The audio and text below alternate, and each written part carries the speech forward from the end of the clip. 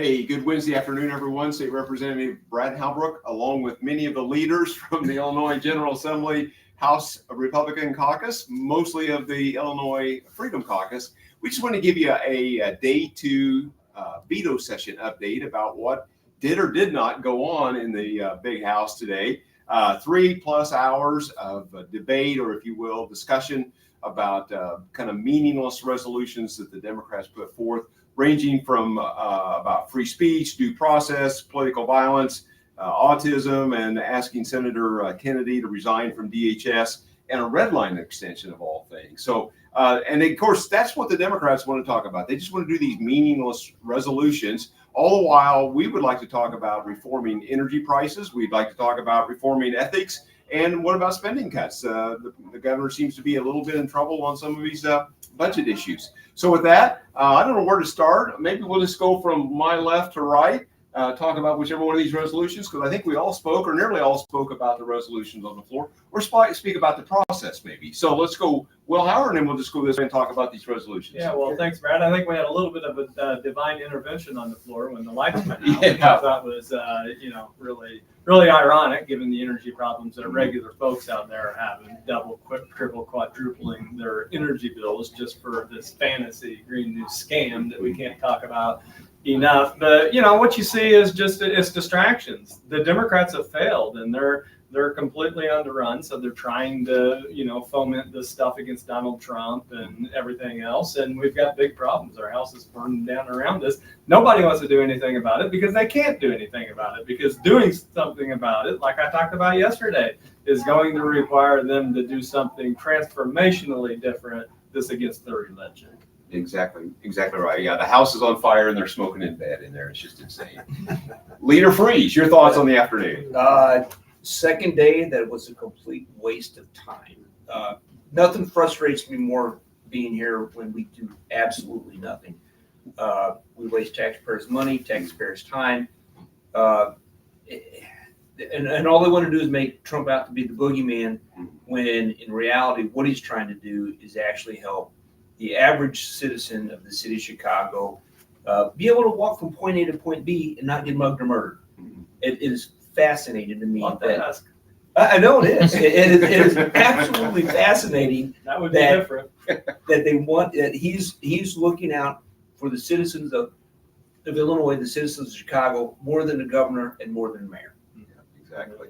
Chairman Miller, your thoughts on the afternoon? Well, I have a lot of thoughts on what transpired or didn't transpire this afternoon, but I thought I was been better off maybe going down to the Virginia Theater or the Kennedy Center for some, because all we had was a heavy dose of political theater this afternoon, looking for sound bites and aha moments from the Democrats. And, it's one of the things that I just couldn't help but notice is that we saw a prime example of why too much kale salad and avocado toast has a negative impact on cognitive brain function, as we watched our colleagues of Bloviate on the other side of the aisle absolutely accomplish nothing, said nothing, and did nothing, except it all made them feel better about their Trump Derangement Syndrome that they all got a horrible case of. Yeah, I think when you look at the results of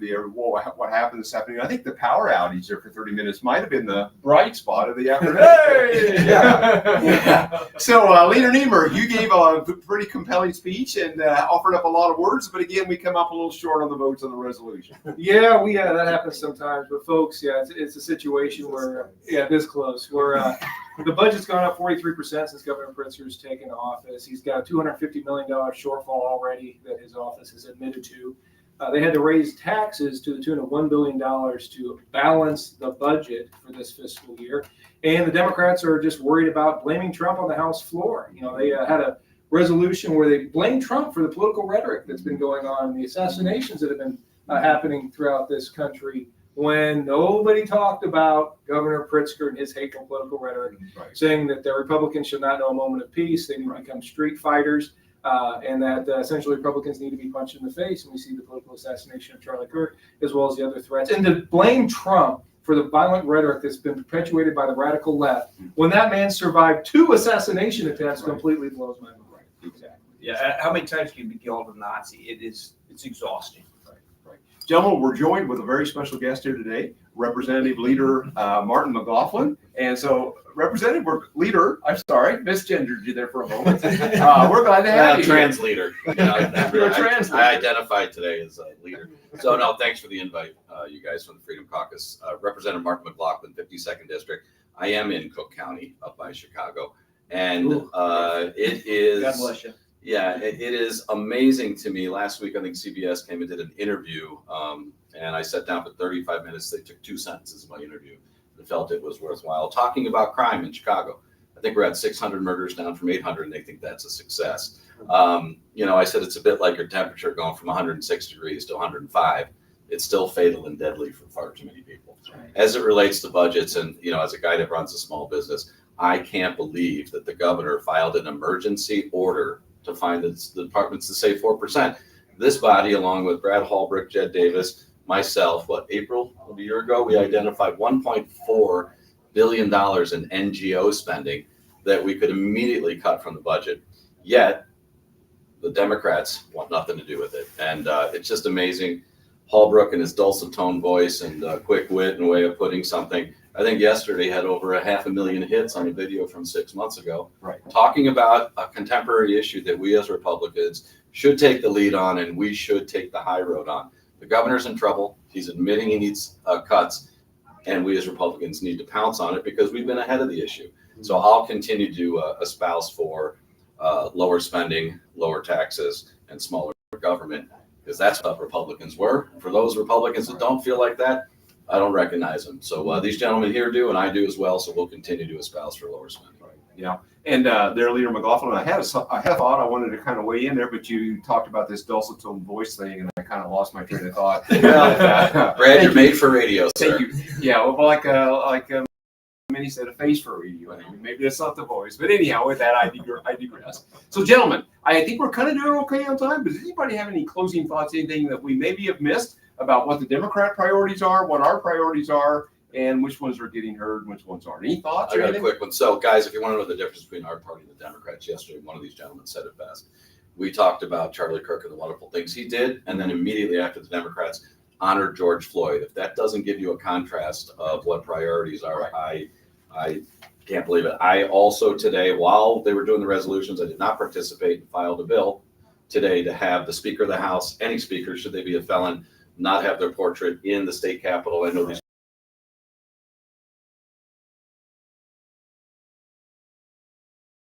for businesses and how to get 100 people. We're going to be doing things that matter to people instead of this political theater. Yeah, this NGO stuff is. I would love to see it go away, but it's an employment opportunity for relatives of elected officials. So, And they say patronage is dead. yeah, so we'll see what happens with that. But no, it's a complete waste of time. Yeah, I think Waste the of money. patronage has just been repackaged as an NGO, Yeah, right? right. And to you gentlemen's point, as we talk about this NGO stuff, many of these have a high level of political affiliation or political motivation, and that's what's dangerous about the whole thing. And I think that's what was brought out in the Twitter post yesterday, or the X post, in reference to the press conference mid-May.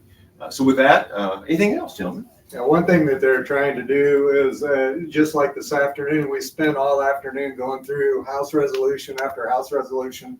And all that tells me is they're trying to trot out a red herring to keep your eyes off of the reality going on.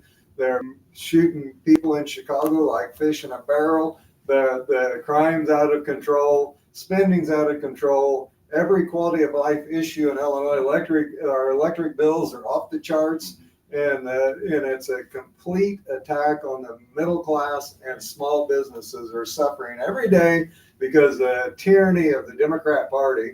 And so that's what this whole political theater was about this afternoon, to try to get you to quit looking at the reality of what a disaster J.B. Pritzker is and focus on these other ancillary ideas that don't really have anything to do with anything except a soundbite for a press release. Somebody's campaign. Yeah.